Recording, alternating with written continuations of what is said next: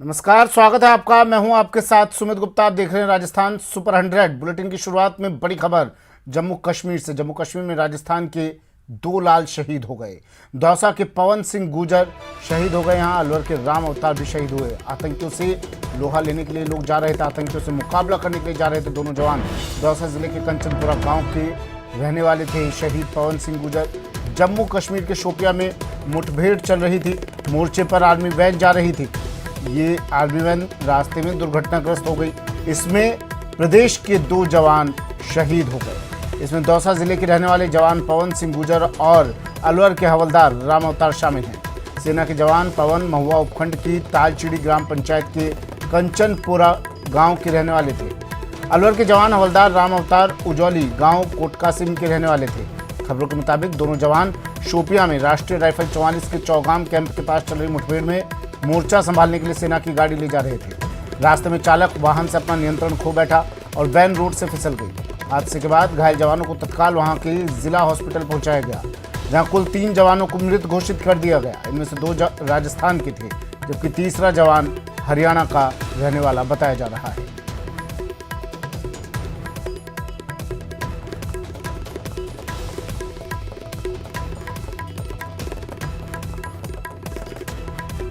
जम्मू कश्मीर में राजस्थान के 2 लाल शहीद आतंकियों से मुकाबला करने के लिए जा रहे थे।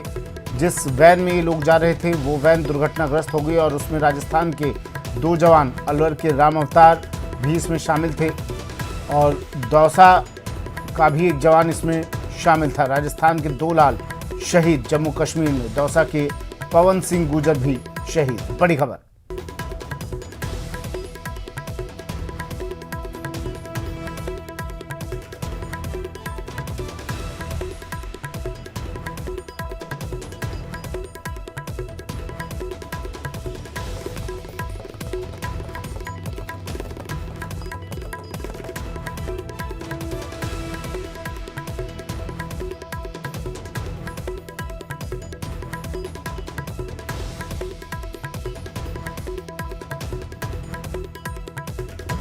दौसा से आशीष मेरे सहयोगी फोनलाइन पर जुड़ गए हैं। आशीष, दौसा का एक लाल शहीद हुआ है। आतंकियों से लोहा लेने के लिए जा रहे थे। अब क्या जानकारी? पार्थिव देह कब तक उनके पैतृक गांव पहुंचेगी? यहाँ खबर मिल चुकी होगी। किस तरह का माहौल, गमज़दा माहौल होगा? परिवार के लोग परिजन गमगीन होंगे। कब तक पार्थिव देह पहुंचेगी और क्या वहाँ से तस्वीरें? बिल्कुल, जो सलेमपुर थाना क्षेत्र के ये गांव है कंचनपुरा, जहां के ये जांबाज जवान थे पवन सिंह गुर्जर, ये शहीद हुए हैं जम्मू कश्मीर में। उनके घर में निश्चित रूप से पूरी तरह गम का माहौल है। पूरे गांव में गमजदा का माहौल है। लोग जो परिजन हैं उनका रो रो कर बुरा हाल है। देर रात को ही परिजनों को सूचना मिल गई थी इस तरह की। इसके बाद से ही पूरे गाँव में कोहराम है और लोग जो पवन सिंह गुर्जर की शहादत को याद कर रहे हैं। कल जिस तरह जम्मू कश्मीर के शोपियां में जो घटनाक्रम हुआ, आतंकवादियों और सेना के जवानों के बीच मुठभेड़ हुई, कुछ आतंकवादियों को ढेर भी किया गया और जो सेना की जो दूसरी टीम थी वो वहां पर मुठभेड़ का मोर्चा संभालने के लिए जा रही थी। इसी दौरान बर्फीले रास्तों में ये गाड़ी दुर्घटनाग्रस्त हुई और इसमें 3 जवान शहीद हुए हैं और 5 जवान घायल हैं। जो 3 जवान शहीद हुए उसमें से 2 राजस्थान के रहने वाले हैं, जिसमें एक दौसा का पवन सिंह गुर्जर है। ये पूरा घटनाक्रम जो जम्मू कश्मीर का जो इलाका है वहां पर हुआ है। शोपिया जिले का दोनों मामला है। शोपिया जिले में ही ये मुठभेड़ में मोर्चा संभालने जा रहे थे, तभी ये पूरा घटनाक्रम हुआ है। फिलहाल गांव की बात करें तो जो पार्थिव देह कल सुबह तक यहाँ आ सकती है, क्योंकि अभी तक जम्मू कश्मीर में ही पार्थिव देह है। उसके बाद में दिल्ली एयरपोर्ट आएगी और उसके बाद में जयपुर एयरपोर्ट या फिर बाई रोड के माध्यम से उनके गांव पहुंचेगी। ये गांव दौसा जिला मुख्यालय से करीब 90 किलोमीटर दूर सलेमपुर थाना क्षेत्र में पड़ता है और पूरे गांव में गमगीन माहौल है और हर कोई जो जवान है पवन सिंह गुर्जर, उनकी शहादत को याद कर रहा है, उनकी जो व्यवहार है उनको याद कर रहा है। क्योंकि 23 वर्ष के ये जवान थे पवन सिंह गुर्जर और अभी कुछ महीने पहले इनकी शादी हुई थी और शादी के बाद ये मोर्चा संभालने के लिए जम्मू कश्मीर गए थे और अब उनकी पार्थिव देह लौट रही है। जी बिल्कुल। और ये देखिए, ये सिर्फ देश के जवान ही ऐसा कर सकते हैं। आशीष बता रहे हैं कुछ दिनों पहले ही शादी हुई थी, शादी होते ही वो तुरंत मोर्चा संभालने चले गए और अब खबर मिली है कि देश का ये लाल, राजस्थान का ये लाल शहीद हो गया। राजेंद्र शर्मा मेरे सहयोगी अलवर से हमारे साथ जुड़े हुए हैं। राजेंद्र, तस्वीरें अलवर की भी जुदा नहीं होगी, गमगीन माहौल यहाँ भी होगा। राम अवतार शहीद हुए हैं, वहाँ अब क्या कुछ जानकारी मिल पा रही है आपको? कब तक जवान की पार्थिव देह यहाँ पर पहुँचेगी और किस तरह का माहौल, किस तरह की तस्वीरें वहाँ आपको दिखाई दे रही हैं? जी, अलवर जिले का जो दूसरा जवान है राम अवतार, एक दौसा का जवान शहीद हुआ है। अलवर का जो जवान है राम अवतार, वो शहीद होने की सूचनाएं मिली हैं। देर रात तक न तो पुलिस के अधिकारी कंफर्म कर पा रहे थे और न ही जो सेना के जो अधिकारी हैं वो पूरी जानकारी उनको नहीं मिल पाई थी। लेकिन राम अवतार कहाँ का रहने वाला है, क्या है, वो पुलिस और प्रशासन को वहां से सोफिया से जिस तरीके से सूचना मिली है, आर्मी के अधिकारियों ने सूचना दी, उसके बाद से ही जो परिवार है वहां पर कोहराम मचा हुआ है। फिलहाल जो आला अधिकारी जो हैं उन्होंने स्थानीय जो अधिकारी हैं उनको सूचना के बाद वहां भिजवा दिया है। जिस तरीके से शहीद दौसा जिले में हुआ है उस तरीके से अलवर का जो राम अवतार है वो शहीद हुआ है। सोपिया में जो आतंकवादियों से लोहा लेते हुए ये जो टुकड़ी थी वो जा रही थी, दूसरी टुकड़ी लगातार वहां मोर्चा संभाले हुई थी। इसी दौरान इनका वाहन जो हादसाग्रस्त हुआ था उसी में दो जो जवान है जिनमें से एक अलवर का, एक दौसा का, वो शहीद हुआ है। ठीक है, शुक्रिया राजेंद्र तमाम जानकारी के लिए। आशीष, आपका भी शुक्रिया। बताया जा रहा है कल सुबह तक इन दोनों जवानों की पार्थिव देह इनके पैतृक गांव पहुंचेगी। अलवर के राम अवतार और दौसा के पवन सिंह गुर्जर जम्मू कश्मीर में शहीद। मरुधरा के जवानों की शहादत पर पायलट ने भी दुख जताया और कहा कि जम्मू कश्मीर में राजस्थान के सपूत अलवर जिले के राम अवतार जी और दौसा जिले के पवन सिंह गुर्जर जी सहित एक अन्य जवान की मातृभूमि के प्रति कर्तव्य निर्वहन के दौरान शहादत की खबर अत्यंत दुखद है। मैं ईश्वर से दिवंगत आत्माओं की शांति, घायल जवानों के शीघ्र स्वास्थ्य लाभ की कामना करता हूं।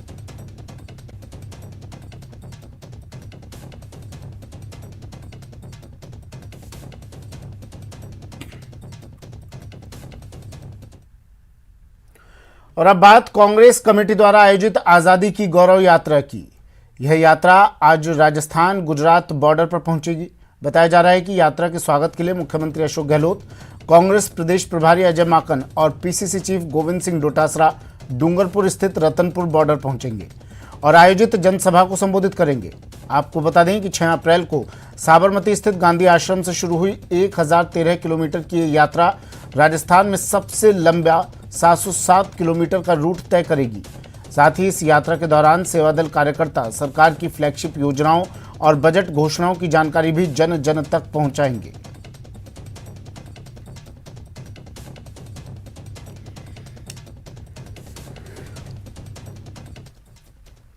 प्रदेश का पूर्वी हिस्सा इन दिनों हर रोज सियासी सुर्खियों में है। बीजेपी और कांग्रेस दोनों का ही पूर्वी राजस्थान पर फोकस है। दरअसल अभी पूर्वी राजस्थान में कांग्रेस का दबदबा है। प्रदेश में अगले साल होने वाले विधानसभा चुनाव में जहां बीजेपी इस हिस्से को कांग्रेस से हथियाना चाहती है, तो कांग्रेस अपने इस मजबूत गढ़ को हाथ से छिटकने देना नहीं चाहती। पहले पार्टी के राष्ट्रीय अध्यक्ष जेपी नड्डा ने पूर्वी राजस्थान का दौरा कर यहां के सियासी समीकरण साधने की कोशिश की, तो वहीं अब करौली मामले को पुरजोर तरीके से उठाकर बीजेपी पूर्वी राजस्थान के साथ ही प्रदेश के अन्य हिस्सों में भी मैसेज देना चाहती है। तो कांग्रेस बीजेपी के इस दांव की काट पूर्वी राजस्थान नहर परियोजना के मुद्दे में ढूंढ रही है। कांग्रेस को लगता है कि ईस्टर्न राजस्थान नहर कैनाल का मामला जोर शोर से उठाकर पूर्वी राजस्थान को साधा जा सकता है, लिहाजा पार्टी इस मुद्दे को अब अभियान के रूप में ले रही है।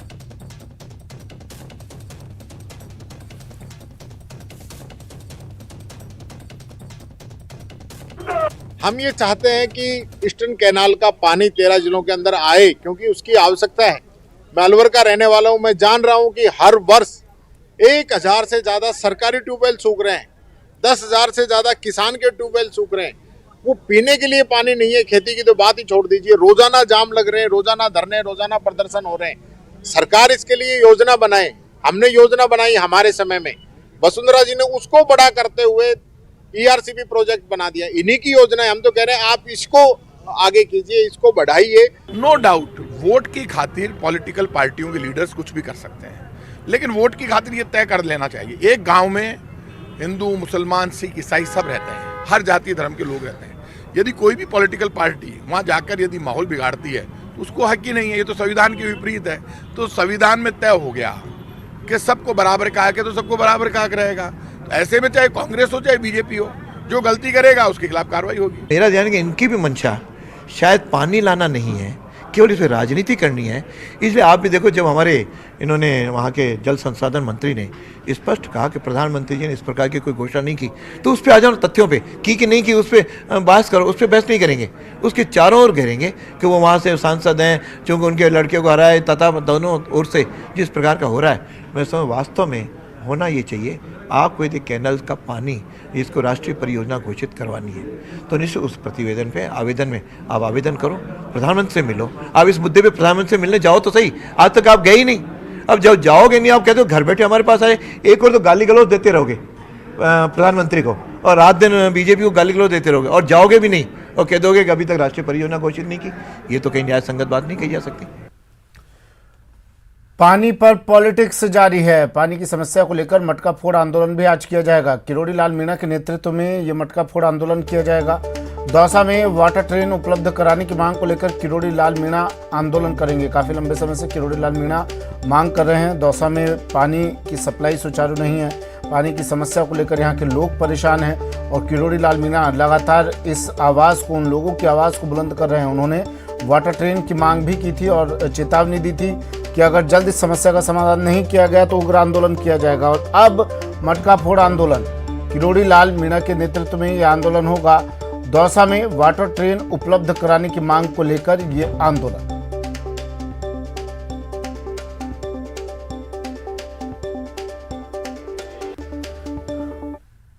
करौली में 17 अप्रैल तक अब कर्फ्यू बढ़ा दिया गया है। 16 अप्रैल तक कर्फ्यू में 12 घंटे की ढील जारी रहेगी। सुबह 6 बजे से शाम 6 बजे तक बाजार भी खुलेंगे। 16 अप्रैल तक 12 घंटे की ढील रहेगी। ढील के दौरान शहर में वाहनों के प्रवेश की भी छूट रहेगी। कर्फ्यू की अवधि लगातार यहां बढ़ाई जा रही है। आज फिर से 17 अप्रैल तक के लिए कर्फ्यू बढ़ा दिया गया है। इस दौरान कर्फ्यू में 12 घंटे की ढील दी जाएगी। आज भी कर्फ्यू में सुबह 6 बजे से शाम 6 बजे तक की ढील दी गई है। 16 अप्रैल तक 12 घंटे की छूट दी जाएगी, जिसमें सभी तरह की दुकान खुली रहेंगी। ढील के दौरान जिले में वाहनों के प्रवेश की भी छूट दी गई है।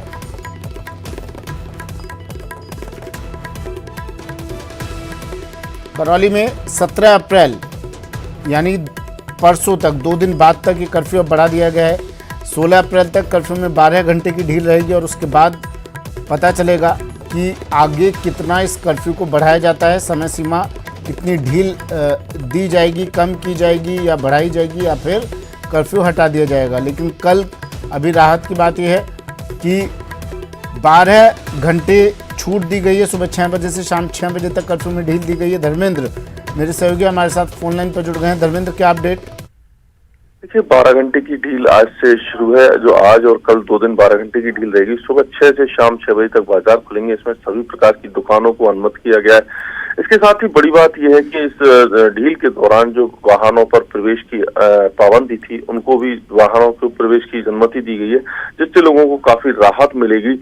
और अब शादी विवाहों का दौर शुरू हो चुका है, तो लोगों को खरीदारी और शादी विवाह की तैयारियों में परेशानी आ रही थी, उनमें भी काफी राहत मिलेगी। साथ ही जो दैनिक मजदूरी करने वाले लोग हैं, जो काम अटके पड़े थे, भवन निर्माण हो या अन्य काम हो, तो उनको भी गति मिलेगी और लोगों को रोजगार मिलना शुरू हुआ है, जिससे काफी लोगों ने राहत महसूस की और अब पूरी तरह करौली अमन चैन की ओर लौटने की ओर तैयार है। जी सुन, अभी ये कहा गया है 17 तारीख तक ये कर्फ्यू बढ़ा दिया गया है, तो उसके आगे क्या धर्मेंद्र, क्या कुछ पता चल पाया? उसके बाद कर्फ्यू और कितना बढ़ाया जाएगा या हटाया जाएगा, ढील और बढ़ाई जाएगी?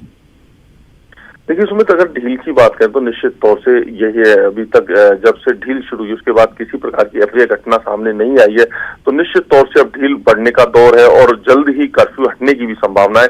अभी चूंकि यहाँ के जो पुराने डीएम थे उनका ट्रांसफर हो चुका है, नए डीएम यहाँ आने हैं, तो अब लगता है कि जो आगे कर्फ्यू खत्म करने का निर्णय है, शायद वही जब पोस्ट यहाँ ज्वाइनिंग कर लेंगे उसके बाद ही कोई निर्णय होगा। लेकिन ये तय है कि कर्फ्यू में ढील बढ़नी और जल्द ही शायद कर्फ्यू भी खत्म हो सकता है। जी सुमित। ठीक है, शुक्रिया धर्मेंद्र तमाम जानकारी के लिए।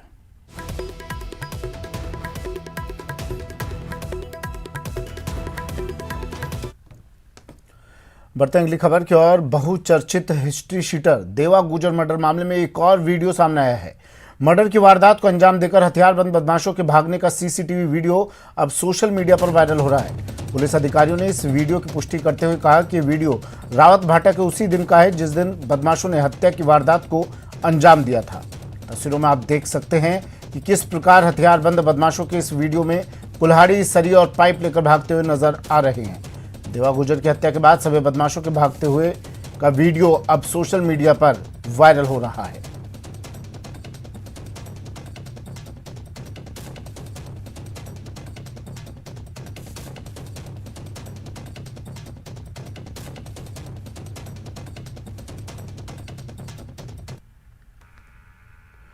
ब्रेक के बाद स्वागत है आपका। बढ़ते हैं अगली खबर की ओर। सवाई मानसिंह अस्पताल की चिकित्सा सुविधाओं को लेकर मरीजों के परिजनों ने मुख्यमंत्री गहलोत से अपनी खुलकर फरियाद सुनाई। मुख्यमंत्री एसएमएस हॉस्पिटल पहुंचे तो उन्होंने अटेंडेंट्स से उनकी समस्याएं और सुझाव जाने। अटेंडेंट्स ने हॉस्पिटल में असुविधाओं की पोल खोली तो साथ ही मरीज और उनके परिजनों के साथ स्टाफ द्वारा खराब व्यवहार किए जाने की शिकायत की। सीएम ने फौरन इन समस्याओं के लिए चिकित्सा मंत्री और डॉक्टरों को 2 टूक दिशा निर्देश दिए। आपको बता दें कि मुख्यमंत्री अशोक गहलोत एसएमएस हॉस्पिटल में भर्ती मरीज के स्वास्थ्य का हाल जानने पहुंचे थे। 4 महीने में मेरे बच्चे का इलाज ना होने की वजह उल्टा पैर खराब हो गया। कारण ये था डॉक्टरों की लापरवाही। अगर जो जैसे प्लास्टिक सर्जरी की तो उसमें घाव था तो घाव होने पे उसमें विंडो रख देते तो मैं उसकी ड्रेसिंग कर सकता था। उसकी ड्रेसिंग ना करने की बजाय उसको पूरे को पैक कर दिया। 1 महीने का मेरे को टाइम दिया कि प्लास्टर 1 महीने से पहले नहीं कटवाना, और उस 1 महीने में मेरे बच्चे की हड्डी वो काटनी पड़ी, काट के निकालनी पड़ी। अब उसको साल, 2 साल, 3 साल कितना धक्का खाना पड़ेगा मुझको पता है। 1000 रुपये रोज का खर्चा मेरा बाहर का है, प्लस सारी दवाइयाँ मैं बाहर से लाता हूँ। यहाँ कोई दवाई मिलती है नहीं मिलती, और जो दवाई मैं बाहर से भी लाता हूँ वो भी काउंटर से यानी मेरे बेड से वो भी चली जाती है। डॉक्टर या कोई वार्ड इंचार्ज या कोई ले जाता है उसको जैसे भी मांग तांग के।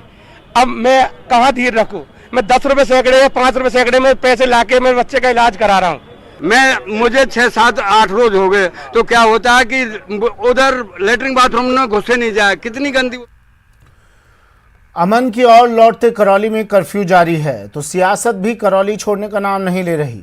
बीजेपी लगातार गहलोत सरकार पर हमलावर है तो अंबेडकर जयंती के मौके पर सीएम गहलोत ने उनके बनाए संविधान की धज्जियां उड़ाने का बीजेपी पर गंभीर आरोप लगाए तो तेजस्वी सूर्या की सियासत पर भी निशाना साधा। देखिए कैसे चुन चुन कर सीएम ने बीजेपी पर प्रहार किए। अंबेडकर के बहाने बीजेपी पर प्रहार। अगर अंबेडकर को मानने वाले लोग तो नहीं हैं, और पूरे देशवासियों को चाहिए कि जो संविधान बना है हमारा,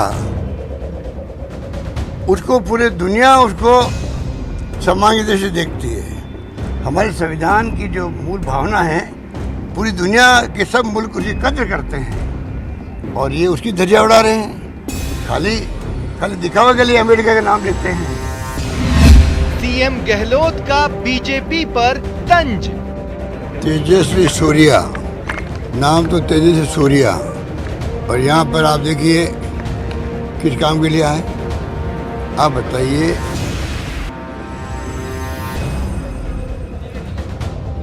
करौली हिंसा के 12 दिन बाद भी सियासत जारी है।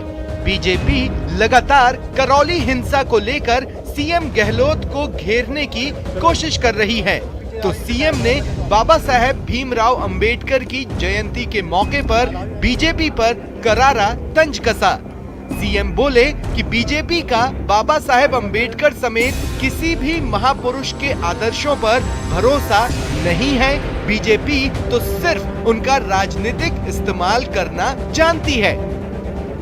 ये अम्बेडकर की बात करते हैं, जिंदगी में अम्बेडकर को कभी माना नहीं इन्होंने, उसको स्वीकार नहीं किया, और आज देखिए आप अम्बेडकर की जयंती मनाएंगे, गांधी जी को चुरा रहे हैं। सरदार पटेल के कभी सरदार पटेल ने तो आरएसएस पे बैन लगाया था, उसकी मूर्ति बना रहे हैं। तो चुनाव जीतने के लिए, राजनीति करने के लिए हथकंडे अपना रहे लोग। इनके हथकंडों को अगर देश नहीं समझा, प्रदेशवासी नहीं समझे, तो भुगतना एक दिन सबको पड़ेगा, मेरा मानना है। करौली हिंसा में प्रशासन की भूमिका को लेकर बीजेपी गहलोत सरकार से सवाल पूछ रही है, तो सीएम गहलोत ने पलटवार करते हुए कहा कि हमसे सवाल पूछने वाले बताएं कि बीजेपी शासित राज्यों में आम लोगों को कौन डरा रहा है। करौली की घटना में मुख्यमंत्री अशोक गहलोत खुद जिम्मेवार है। वो पीएफआई को प्यार करते हैं और राष्ट्रवाद को दुत्कार करते हैं, और इसलिए जब घटना ऐसी हुई, उनकी नाक के नीचे हुई, उनको पता था कि भाई रामनवमी का है, हिंदू नववर्ष के जुलूस निकलेंगे, तो उसके इंतजाम के लिए गृह मंत्री ने समीक्षा क्यों नहीं की? तो जिम्मेवार तो गृह मंत्री है, सस्पेंड तो गृह मंत्री को होना चाहिए। एक तो हमें कहते हो करौली के अंदर निर्दोष लोग पकड़े जा रहे हैं, और एक तरफ क्या वो निर्दोष लोग पकड़े जा रहे हैं, क्या राजस्थान सरकार जाके उनके मकान को, क्योंकि अरेस्ट हो गए हैं, उनके मकान को बुलडोजर चला दो उस पर। एक आप बताइए, बुलडोजर चलाना, मकान को ध्वस्त करना पूरा जहाँ वो रहते हैं, क्या बीतती होगी? बीजेपी शासित मध्य प्रदेश समेत कई राज्यों में अभियुक्तों के घर पर बुलडोजर चलाए जाने को कानून के राज का उल्लंघन बताकर सीएम ने बीजेपी को निशाने पर लिया और कहा कि कानून का राज खत्म होने का मतलब है लोकतंत्र खत्म होना। अभियुक्त बन गए, मकान गिरा रहे हैं, ये अधिकार किसी के पास नहीं, ये अधिकार सिर्फ कानून के पास में। कानून अपना काम करे, उसके अंतर्गत आप कुछ भी करो, कोई दिक्कत नहीं है। कानून का राज नहीं रहेगा तो सबको भुगतना पड़ेगा एक न एक दिन। आज जो खुश हो रहे हैं ना, हो सकता है उनको भी भुगतना पड़ेगा, क्योंकि कानून का राज से देश चलता है, प्रदेश चलते हैं, शासन चलता है, उसकी धज्जियां उड़ा रहे लोग। सीएम गहलोत बोले कि उनकी सरकार महात्मा गांधी और बाबा साहेब अम्बेडकर के सिद्धांतों पर काम करती है, लेकिन कुछ ऐसे भी लोग हैं जो बात तो बाबा साहेब की करते हैं, लेकिन उनके बनाए संविधान की धज्जियां उड़ाने का मौका नहीं चूकते। Bureau report, news 18 Rajasthan. आखिरकार वो दिन आ ही गया जिसका सभी को बेसब्री से इंतजार था। रणबीर कपूर और आलिया भट्ट शादी के पवित्र बंधन में बंध गए हैं। कपल की शादी अब मीडिया पर छाई हुई है।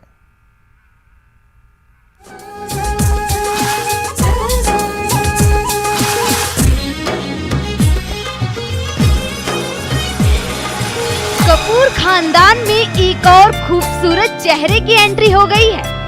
बॉलीवुड की डीवा आलिया भट्ट अब मिसेस कपूर बन गई हैं। वास्तु में रणबीर कपूर और आलिया भट्ट ने जन्मों जन्मांतर के लिए साथ रहने की कस्में खाई। बॉलीवुड का ये क्यूट कपल एक दूजे का हो गया है। 7 फेरों के बाद रॉकस्टार ने अपनी दुल्हनिया के साथ मीडिया के सामने धमाकेदार एंट्री की और फैंस का अभिवादन स्वीकार किया।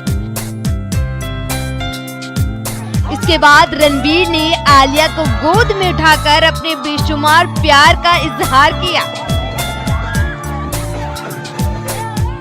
शाही लिबास में रणबीर और आलिया परफेक्ट कपल लग रहे हैं। आलिया ने पिस्टल कलर का लहंगा पहना, वहीं रणबीर पर भी पिस्टल शेरवानी खूब भप रही है। आलिया का हेयर स्टाइल बाकी बॉलीवुड की ब्राइड से हट के दिखा। बॉलीवुड के हॉट कपल की शादी की पहली झलक देखने के लिए हुजूम उमड़ पड़ा।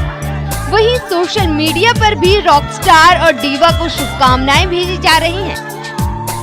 इस वक्त हम रणबीर कपूर के घर के बाहर मौजूद हैं। वासु इस घर का नाम है, जहां पे आज रणबीर कपूर और आलिया भट्ट की आखिरकार शादी हो ही गई। ये वो वेन्यू है जहां पे कई सारे गेस्ट न केवल भट्ट फैमिली से बल्कि कपूर खानदान के भी जितने क्लोज लोग हैं वो यहाँ पे शादी अटेंड करने आए थे।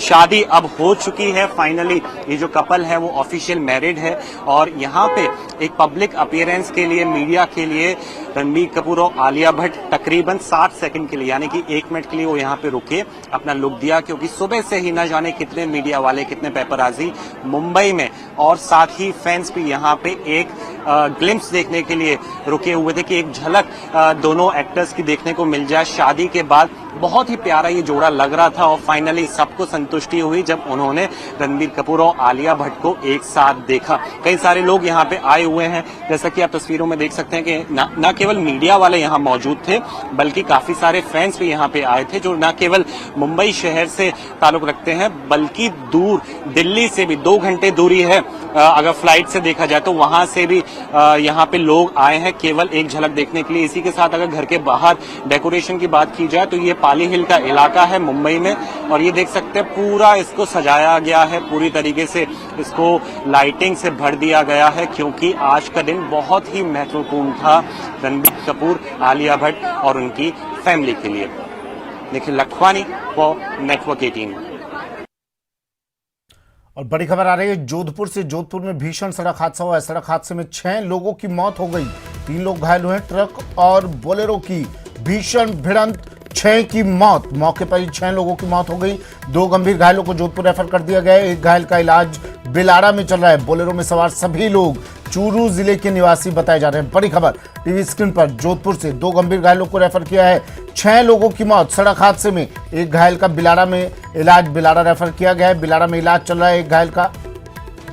चंद्रशेखर मेरे सहयोगी हमारे साथ फोन लाइन पर जुड़ गए। चंद्रशेखर, क्या जानकारी, किस तरह यह हादसा हुआ?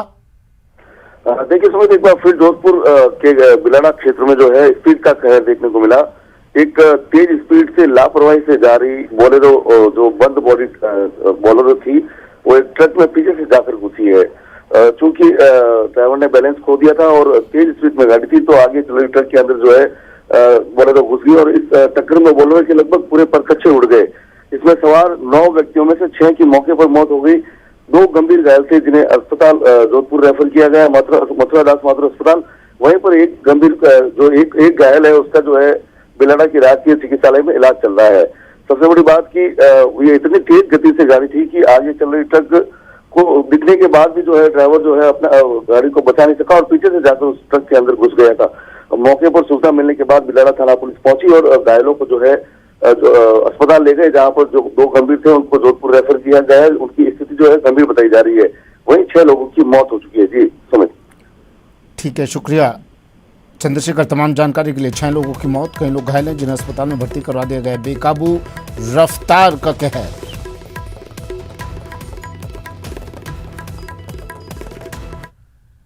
फिलहाल इतना ही, दीजिए इजाजत, नमस्कार।